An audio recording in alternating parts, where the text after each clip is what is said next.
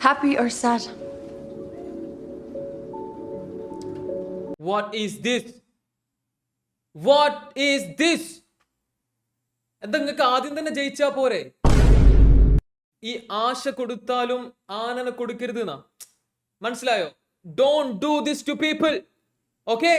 Don't do this to people. ഈ world കപ്പിൽ ഇത് ഓൾറെഡി 3 തവണ എന്തോ ആയി. ഓക്കെ, ഏതോ അൾജീരിയക്കെതിരെ പെനാൾട്ടി മിസ്സാക്കിയിട്ട് വെറുതെ 2 റൺ അടിക്കണോ? കാബോ വെറുതെക്കെതിരെ തോറ്റു കയ്യിൽ നിന്ന് പോയിന്ന് തോന്നിപ്പിച്ചതിന് ശേഷം ഗോൾ അടിച്ച് ജയിക്കണോ? ഇതെന്ത് തേങ്ങ? 75-ാം മിനിറ്റ് വരെ എന്തോ 2 ഗോൾ കൺസീഡ് ചെയ്ത് തോറ്റ് ഉറപ്പിച്ചതിന് ശേഷം എടാ 3 എണ്ണം അടിച്ചിട്ടൊക്കെ ജയിക്കണടാ. Bro, I can't even hate. എടാ, ഹേറ്റ് വാച്ച് ചെയ്യാൻ പോലും നിങ്ങൾ ഒരു രസം തരുന്നില്ലെങ്കിൽ പിന്നെ എങ്ങനെ? എത്ര ആൾക്കാരാന്നറിയോ? എടാ സത്യം പറഞ്ഞോളി. ഓക്കെ, കമന്റ്സിൽ സത്യം പറയും. നിങ്ങൾ എത്ര ആൾക്കാർ സെലിബ്രേറ്റ് ചെയ്യാൻ വേണ്ടി കുപ്പായ ഇങ്ങനെ സത്യം പറഞ്ഞോളി. എത്ര ആൾക്കാർ അതിന് നിൽക്കേനോ? സത്യം പറയും. ആൻഡ് അർജന്റീന ഫാൻസ്, നിങ്ങൾക്ക് അപ്പോഴും ആ ഒരു ഹോപ്പ് ഒക്കെ ഉണ്ടായിരുന്നോ? കളി എങ്ങനെയെങ്കിലും ഒക്കെ അർജന്റീന 2 റൺ അടിച്ച് ഇനിയിപ്പോ എക്സ്ട്രാ ടൈം ആണെങ്കിൽ അങ്ങനെ എന്നിട്ട് പെനാൾട്ടിയിൽ ജയിക്കുന്നോ, അങ്ങനെ എന്തെങ്കിലും എക്സ്പെക്ടേഷൻസ് ഉണ്ടായിരുന്നോ? അതോ മിനിഞ്ഞാന്ന് നെയ്മർ, ഇന്നലെ റൊണാൾഡോ ആൻഡ് ഇന്ന് മെസ്സി, അങ്ങനെ നമ്മുടെ ജനറേഷനെ ബ്യൂട്ടിഫുൾ ആക്കിയ 3 ഫുട്ബോളിംഗ് ഗ്രേറ്റ്സും അവരുടെ last ever world cup match കളിച്ചു എന്നൊക്കെ പറഞ്ഞ് കമ്പൈൻഡ് വാട്സ്ആപ്പ് സ്റ്റാറ്റസും സ്റ്റോറിയും ഒക്കെ സെറ്റ് ആക്കിയിട്ടിരിക്കായിരുന്നോ നിങ്ങൾ? പറയൂ. എന്ത് തേങ്ങയാണെങ്കിലും ഞാൻ ഉള്ളത് പോലെ പറയാ. ഞാൻ കളി മര്യാദയ്ക്ക് ഇരുന്ന് കണ്ടിട്ടൊന്നുമില്ല. Okay, I was travelling. അതുകൊണ്ട് തന്നെ ഞങ്ങൾ കാറിൽ ഇങ്ങനെ തട്ടിമുട്ടിയിട്ടുള്ള ഒരു ടൈപ്പ് ഓഫ് കളി കാണല കണ്ടത്. ഈജിപ്തിന്റെ ഫസ്റ്റ് ഗോൾ എന്തായിരുന്നു എന്ന് എനിക്കിപ്പോഴും അറിയില്ല, കാരണം ഞാൻ ഹൈലൈറ്റ്സ് കണ്ടിട്ടില്ല. രണ്ടാമത്തെ ഒരു കേസ് മെസ്സി പെനാൾട്ടി മിസ്സാക്കുന്നത് ഞാൻ കണ്ടു. കറക്റ്റ് ആ ഒരു സമയത്താണ്, മെസ്സി പെനാൾട്ടി എടുക്കുന്ന സമയത്താണ് ഞാൻ കളി കാണാൻ തുടങ്ങിയത്. അങ്ങനൊക്കെ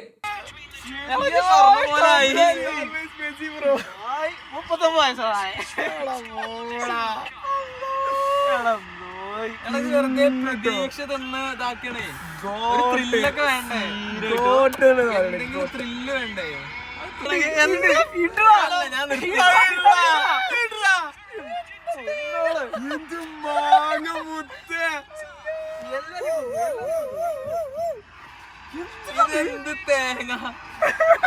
ഞാൻ കളി ശരിക്കും കണ്ടിട്ടില്ല, അതുകൊണ്ട് കൂടുതൽ ഡീറ്റെയിൽഡ് ആയിട്ടുള്ള അനലിറ്റിക്സ്, മാച്ച് അനാലിസിസും കാര്യങ്ങളൊന്നും നിങ്ങൾ എക്സ്പെക്ട് ചെയ്യണ്ട.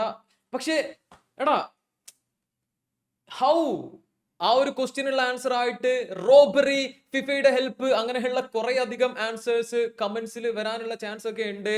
അതിന്റെ റീസൺ എന്താന്നുള്ളത് ഞാൻ പറഞ്ഞുതരാം. ഓക്കെ, സോഷ്യൽ മീഡിയയിൽ കുറെ അധികം കോൺട്രവേഴ്സീസ് അല്ലെങ്കിൽ കോൺട്രവേഴ്ഷ്യൽ ഡിസിഷൻ അർജന്റീനനെ ഫേവർ ചെയ്തിട്ട് വന്നു എന്നൊക്കെ പറഞ്ഞ് ഇഷ്ടം പോലെ ചർച്ചകൾ നടക്കുന്നുണ്ട്. എന്റെ ഒപ്പീനിയൻ അതിനെ പറ്റിയിട്ടുള്ളതൊക്കെ ഈ ഒരു വീഡിയോയിൽ ഞാൻ ചെറുതായിട്ട് അവിടെ ഇവിടെ ആയിട്ട് പറയാം. അതിനെല്ലാം മുന്നേ എനിക്ക് വേറെ കുറച്ച് കാര്യങ്ങൾ പറയാനുണ്ട്. എക്സ്പെഷ്യലി ഈജിപ്തിന്റെ പ്ലേയേഴ്സ് എടുത്ത ആ ഒരു എഫേർട്ട് ആയാലും അവരുടെ ഗോൾ കീപ്പർ ആ ഗോൾസ് കൺസീഡ് ചെയ്യുന്ന ആ ഒരു മൊമെന്റ് വരെ എത്രത്തോളം കിഡിലൻ goal saving type of saves ആണ് നടത്തിയത്. ഐ മീൻ എല്ലാ സേവും ഗോൾ സേവിങ് ഞാൻ അങ്ങനെയുള്ള ഉദ്ദേശിച്ചത്. അമ്മാതിരി സേവ്സ്, മെസ്സിന്റെ പെനാൾട്ടി, അതേപോലെ ആരൊക്കെ ചെയ്ത ഹെഡർ, അങ്ങനെ എത്രയോ സേവ്സ് ഉള്ളത് പറയാലോ. ഈ ഒരു പെർഫോമൻസ് വഴി അർജന്റീന എങ്ങാനും എലിമിനേറ്റ് ആയിട്ടുണ്ടെങ്കിൽ മറ്റേ വൊസീനയ്ക്ക് കിട്ടിയ 27 മില്യൺ ഇല്ലേ, അതിന്റെ ഇരട്ടി, ചിലപ്പോൾ ഒരു 50 million Ronaldo fans, Brazil fans, ബാക്കിയുള്ള അർജന്റീനന്റെ ഓപ്പോസിറ്റ് നിൽക്കുന്ന എല്ലാവരും കൂടെ ഫോളോ ചെയ്തിട്ട് ഈ ഒരു കീപ്പറാണ് വളർത്തിയിട്ടുണ്ടാവും. അങ്ങനെയൊക്കെ ഞാൻ അങ്ങനെ വിചാരിച്ച് നിൽക്കുമ്പോഴാണ് ആ 3 ഗോളും, ഐ മീൻ ഫസ്റ്റ് വരുന്നത് ആരാ? മെസ്സിയുടെ ഒരു ക്രോസ് നിന്ന് റൊമേറോയുടെ ഹെഡർ, അതും ഈ കീപ്പർ ഓൾമോസ്റ്റ് സേവ് ചെയ്തതാ. ആ ഒരു ഹെഡറിന്റെ പ്രിസിഷൻ ആൻഡ് പവർ കൊണ്ട് അത് ഉള്ളിൽ പോയി. ഈ ഒരു ഗോൾ വന്നതോടെ ഈജിപ്ഷ്യൻ പ്ലേയേഴ്സ് കുറച്ചും കൂടെ ഒക്കെ ഫോക്കസ്ഡ് ആയിട്ട് നിൽക്കുന്നു. നമ്മളിങ്ങനെ എക്സ്പെക്ട് ചെയ്ത് നിൽക്കുമ്പോൾ 4 മിനിറ്റുകൾക്ക് ശേഷം മെസ്സി വീണ്ടും ഒരു ക്രോസ് ചെയ്യുന്നു. ഈജിപ്ഷ്യൻ പ്ലേയേഴ്സ് ഡിഫെൻഡ് ചെയ്യാൻ ഫെയിൽ ആയ ഒരു മൊമെന്റിൽ ലൗതാരോ മാർട്ടിനസ് എന്തൊക്കെയോ കാണിച്ച് ആ ഒരു ബോൾ വീണ്ടും ബോക്സിന്റെ ഉള്ളിലേക്ക് തന്നെ എത്തിക്കുകയാണ്. ആൻഡ് മൊണ്ടിയലിന്റെ മുന്നിലേക്ക് ആ ഒരു ബോൾ വന്നപ്പോൾ ആൾ എങ്ങനെയൊക്കെയോ അത് മെസ്സിക്ക് സെറ്റ് ചെയ്ത് കൊടുക്കണം. ആൻഡ് ഒരു ഫസ്റ്റ് ടൈം വോളി, അതും ഈ ഒരു കീപ്പർ എങ്ങനെയൊക്കെയോ സേവ് ചെയ്തു എന്ന് നമ്മൾ വിചാരിച്ചതാ. പക്ഷെ ആളുടെ കയ്യിൽ തട്ടിയിട്ട് ക്രോസ് ബാറിന്റെ അടിയിലൊക്കെ തട്ടിയിട്ട് ഉള്ളിലേക്ക് കയറി. ആ ഒരു ഗോൾ കണ്ടപ്പോ ഈവൻ സ്കലോണി വരെ സെലിബ്രേറ്റ് ചെയ്ത ആള് കരയാൻ എന്തൊക്കെ ആയി. പണ്ട് മെസ്സി ബാർസലോണയിൽ സെലിബ്രേറ്റ് ചെയ്ത രീതിയിലൊക്കെ എല്ലാവരും കൂടെ പോയിട്ട് ഈ ഒരു ഗോൾ സെലിബ്രേറ്റ് ചെയ്യണു. ആ ഒരു മൊമെന്റ് വരെയൊക്കെ മെസ്സി കുറെയൊക്കെ നോൺഷലാന്റ് ആയിട്ടാണ് നിന്നിട്ടുണ്ടായിരുന്നത്. ഈജിപ്തിന്റെ ആ ഒരു സെക്കൻഡ് ഗോളൊക്കെ വന്നപ്പോഴാണ് ഇച്ചിരിയെങ്കിലും ഒരു ഫ്രസ്ട്രേഷനോ അല്ലെങ്കിൽ ഒരു ഡിസപ്പോയിന്റ്മെന്റ് ഒക്കെ ആളുടെ മുഖത്ത് വന്നത്. ഈ ഒരു ഗോളിന് ശേഷം എവ്രി വൺ തോറ്റ് നമ്മൾ എക്സ്ട്രാ ടൈമിലേക്ക് പോവാണ്. ആൻഡ് ആ ഒരു എക്സ്ട്രാ ടൈമിൽ എന്തായാലും അർജന്റീന ജയിക്കും, കാരണം ഈജിപ്ഷ്യൻ പ്ലേയേഴ്സ് ഒക്കെ അത്രയും മെന്റലി ഡൗൺ ആയിട്ട് നിൽക്കുകയാണല്ലോ. എങ്കിൽ പോലും അർജന്റീനയുടെ തേർഡ് ഗോൾ വരുന്നത് ഒരു ഈജിപ്ഷ്യൻ അറ്റാക്ക്. അർജന്റീന അവരുടെ ബോക്സിൽ നിന്ന് ക്ലിയർ ചെയ്ത ബോൾ ലൗതാരോ മാർട്ടിനസിന്റെ അടുത്തേക്ക് എത്തുകയാണ്. ആള് കളി സ്ലോ ആക്കുന്ന പോലെയൊക്കെ ഇങ്ങനെ തോന്നിപ്പിച്ചതിന് ശേഷം റൈറ്റ് വിങ് നിന്ന് കണ്ണും ചിമ്പി ഒരു ക്രോസ്. ബോക്സിൽ എങ്ങനെയോ എൻസോ ഫെർണാണ്ടസ് ഉണ്ട് ആൻഡ് ആള് ഹെഡ് ചെയ്യണു. കീപ്പർ റോങ് ഫുട്ടിലായിരുന്നു and it's a goal. It's a third goal for Argentina and അവർ 3-2 എന്നുള്ള ഒരു സ്കോർ ലൈനിൽ ഈ ഒരു മാച്ച് ജയിച്ചു. അൺബിലീവബിൾ. അതിനുശേഷം നമ്മൾ കണ്ട കാര്യങ്ങൾ, സ്കലോണി ആയാലും ലയണൽ മെസ്സി അതുവരെ നോൺസലാൻഡ് ആയിട്ട് ഇങ്ങനെ നിന്നൊരാള് കരയാനായടാ, ആൾ കരഞ്ഞു എന്ന് തന്നെ തോന്നുന്നു. ഇത് ഫൈനലൊന്നല്ല, പക്ഷേ ഇതാണ് ഫുട്ബോൾ. ഓക്കെ, ഇതാണ് ഫുട്ബോൾ. നമ്മൾ അത്രയും അടി പോയി എന്ന് വിചാരിച്ച ഒരു മൊമെന്റിന്ന് അത്രയും ഒരു കിഡ്ലൻ കംബാക്ക് ഇവർ നടത്തി. അതാണ് ഫൈറ്റിംഗ് സ്പിരിറ്റ്. അതന്നെയാണ് അർജന്റീനക്ക് ബാക്കിയുള്ള പല ടീമിനേക്കാളും, ഞാൻ ആ ടീമിന്റെ പേരൊന്നും എടുത്ത് പറഞ്ഞില്ല, ഓക്കെ, പല ടീമിനേക്കാളും അവരുടെ ഹാർട്ടിലുണ്ട്. ഓക്കെ, ഓൽക്കാട് വേണം എന്നുള്ള ഒരു മൈൻഡ് സെറ്റ് ഉണ്ട്. ഒരു മെസ്സിനെ മറ്റേ വേൾഡ് കപ്പിൽ നേടിയ സമയത്തുള്ള പോലെ തന്നെ മെസ്സിനെ എടുത്ത് തൂക്കിയേറിയ ഒരു മേലക്ക് സന്തോഷം കൊണ്ട് അത്രേ ഉള്ളൂ. ഇതൊക്കെയാണ് ഫുട്ബോൾ. ബട്ട് നമുക്ക് ആ ഒരു കോൺട്രവേഴ്സിനെ കുറിച്ച് കൂടെ സംസാരിക്കാൻ. This is exactly what I've been waiting for.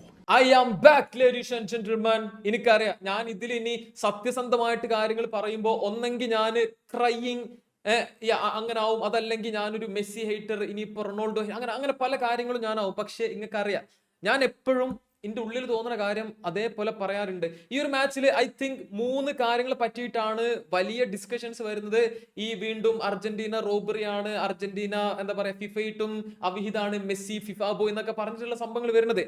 ഫസ്റ്റത്തെ കാര്യം, അർജന്റീനക്ക് മാച്ചിന്റെ 13-ാം മിനിറ്റ് എന്തോ കൊടുത്തിട്ടുള്ള ഈ ഒരു പെനാൽറ്റി. ഓക്കെ, ഇതാണ് ആ ഒരു ഫൗൾ ആൻഡ് ആളുകളൊക്കെ പറയാണ് ഇറ്റ്സ് നോട്ട് എ ഫൗൾ.